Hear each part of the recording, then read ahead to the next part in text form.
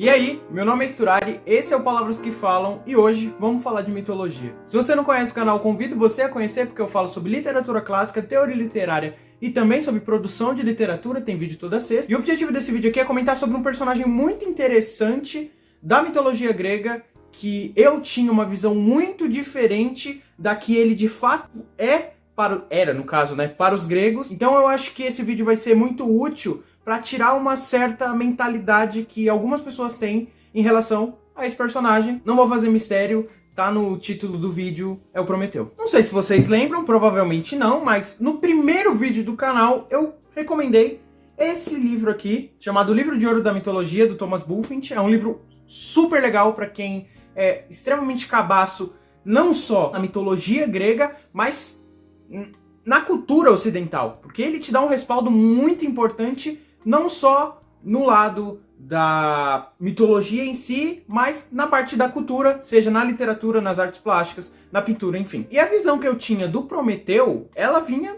totalmente baseada desse livro aqui, que é uma visão de um Prometeu heróico, né? Prometeu, ele é um titã, ele é um desses deuses anteriores aos deuses da ordem olímpica de Zeus. E os titãs, eles têm uma rixa muito forte com os deuses olimpianos, porque na verdade existiam os titãs, eles controlavam o mundo grego e chegaram os novos deuses, que é Zeus, Afrodite, enfim, Perséfone, Hades, Poseidon, enfim, a rapaziada chegou com os crias e deram um cacete nos titãs. Basicamente, a ordem dos titãs foi substituída pela ordem dos deuses olímpicos. Então, obviamente, existe assim uma certa rixa entre os titãs e os deuses gregos. Mas o ponto é, o Prometeu, pelo menos nesse livro aqui, ele é colocado como uma espécie de herói. É ele quem cria os homens, o que já é uma coisa muito curiosa, porque não existe nenhum texto do mundo grego que diga qual que é a origem dos homens no cosmos.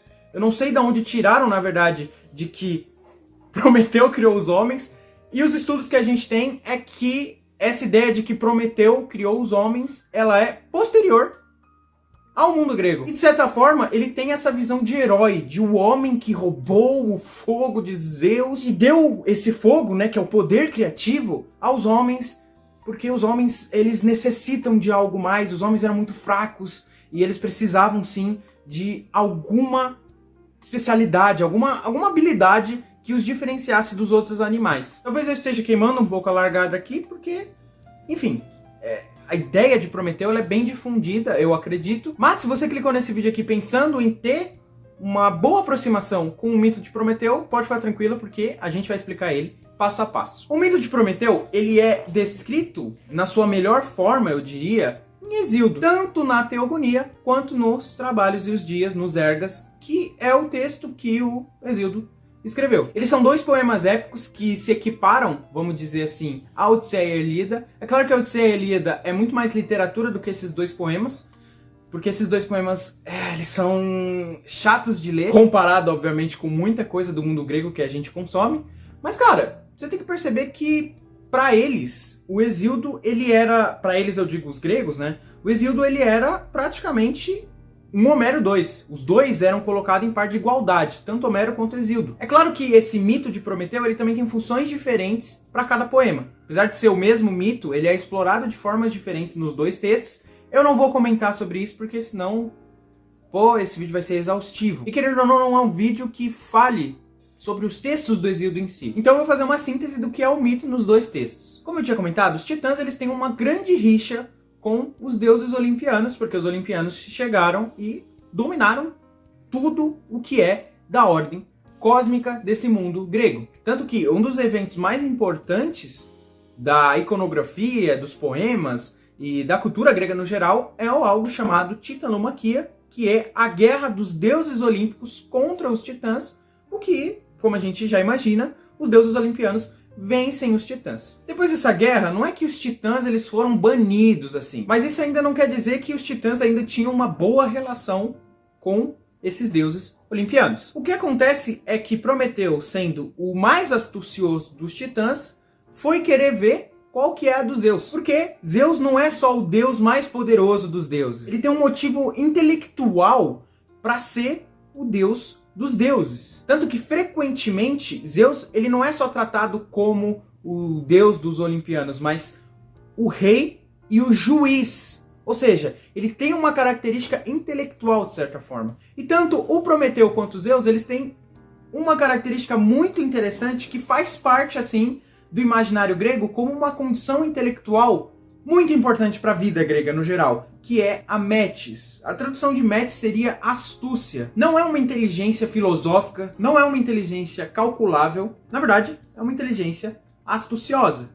Essa astúcia a que a gente está tratando é essa capacidade intelectual que mistura como instinto, como engano, como prever o incalculável. E de certa forma, o Prometeu, ele não vai bater de frente com Zeus no sentido de sair no soco com ele. Até porque quem tentou fazer isso foi o Tifão, que aconteceu antes desse duelo de Prometeu e Zeus, e o Tifão tomou um cacete, né? Vamos combinar. Então o Prometeu, por ele ser astucioso, ele tentou enfrentar Zeus, que também é o mais astucioso da Ordem Olímpica, ou seja, vamos ver qual que é a melhor ordem, assim, no quesito intelectual. Tanto que, enfim, uma curiosidade besta, assim, do nome Prometeu para os gregos, o nome já diz tudo do que o Prometeu é para os gregos. Inclusive, cara, se você estiver gostando do vídeo, deixa o like e se inscreve no canal. O primeiro duelo entre o Prometeu e Zeus é da divisão de bois, né? Estavam num banquete deuses e homens. Isso é uma coisa que eu volto a repetir. Para os gregos, Prometeu não criou os homens, tá? Os homens existiram no cosmos desde muito antes. Na verdade, o que Hesíodo diz é que deuses e homens tiveram a mesma origem, né? Deixa um pouco ambíguo, de certa forma, a natureza deles. Mas a gente imagina que todos saíram de Gaia, vamos dizer assim, da Terra. Mas o que eu quero dizer é que os homens já existiam e eles viviam com os deuses. E num grande banquete que estava existindo entre deuses e homens, Prometeu chegou e pensou, cara, vou zoar Zeus, porque eu sou um garoto muito gaiado. Ele pegou um boi e ele dividiu o boi no meio, né? E pegou todas as carnes nobres de boi e colocou num saco todo paia, sujo, com a pele do próprio animal. E pegou um saco bonito e colocou os ossos, as tripas, a gordura, ou seja, só as coisas ruins. Com aquele negócio de enganar os Zeus. E aí Prometeu chegou para Zeus e falou o seguinte, parceiro, ó, eu tenho aqui um presente aos deuses. O saco que você escolher, veja bem, o saco que você escolher será dado aos deuses e o saco que restar será dado aos homens.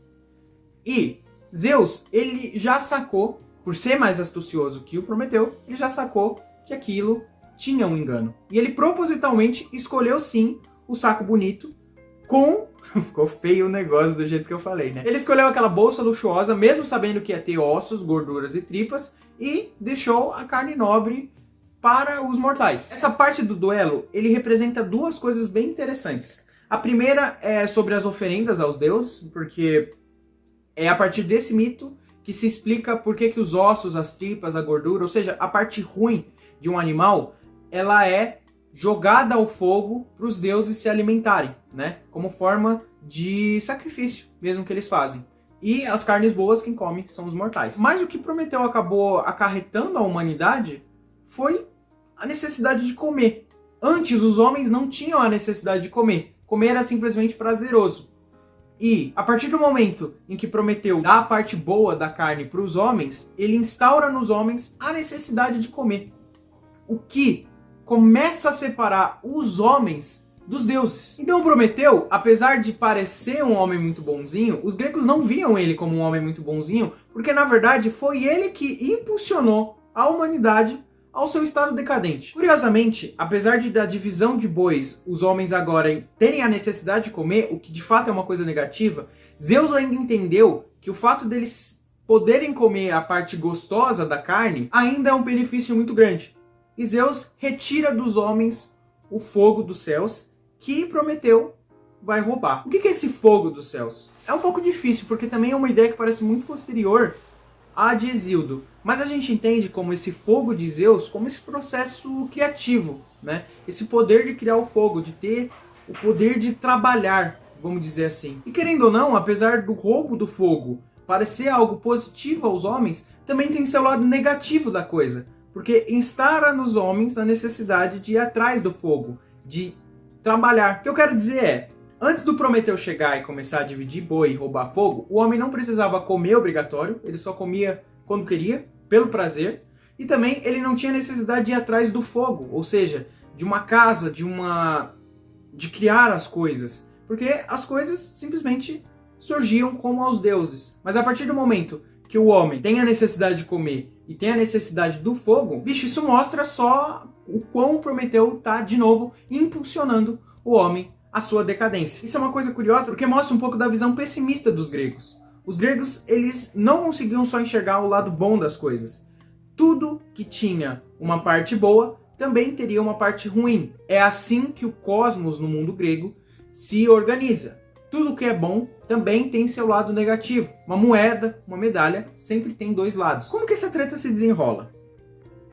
Prometeu dividiu os bois, depois ele roubou o fogo. Zeus ficou muito puto com Prometeu, porque foram 2 desacatos à ordem divina dele. E o Zeus, ele enxerga tanto o roubo do fogo, tanto a divisão dos bois, como algo positivo aos homens. E, portanto, o próprio Zeus deveria criar uma forma de dar males aos homens, para equilibrar. Não é que Zeus é um puta de um cuzão, ele odeia a humanidade.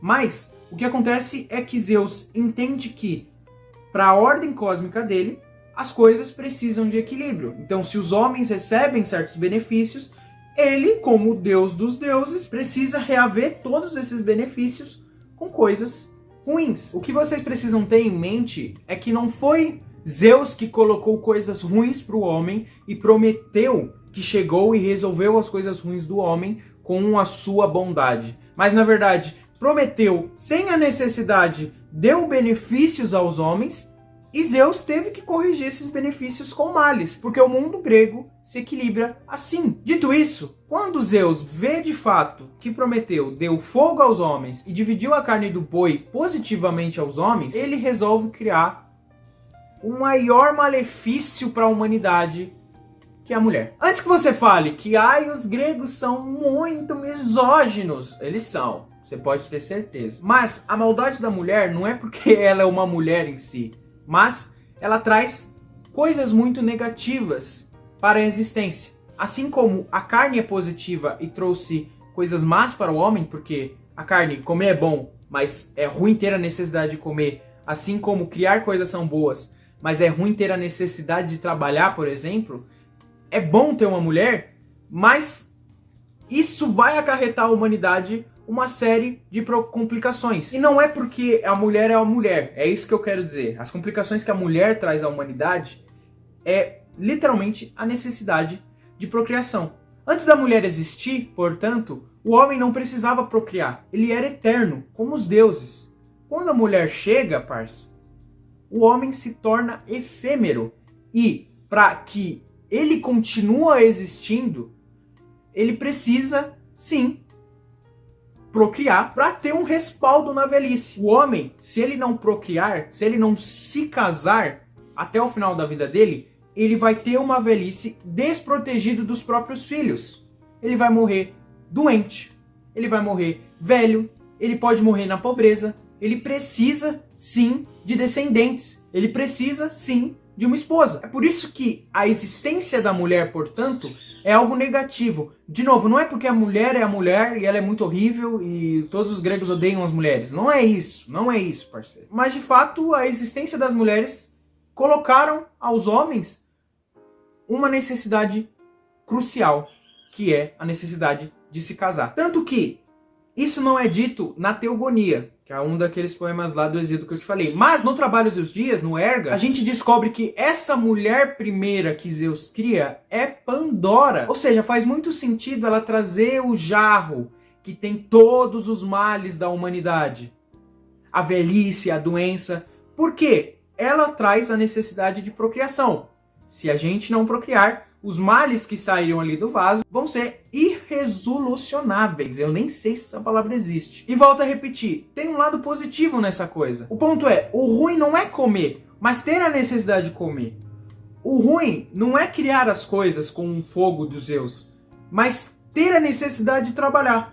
O ruim não é você se casar, porque o casamento é positivo sim, mas ter a necessidade de sustentar uma pessoa, e isso pro mundo grego é bem negativo de fato. E o ruim é que se você não casar, se você não procriar, se você não tiver descendentes, você vai passar a velhice na miséria. E por fim, Zeus, ele não só castiga a humanidade, porque a humanidade foi muito beneficiada de tabela, mas ele castiga Prometeu, prendendo Prometeu no Monte Cítero, e nesse monte ele é acorrentado, e durante todo o dia uma águia, que é o símbolo de Zeus, vai e devora o fígado de Prometeu, e à noite ela sai, esse fígado se regenera durante a noite, e no outro dia a águia aparece e começa a devorar de novo o fígado de Prometeu, interminavelmente, eternamente.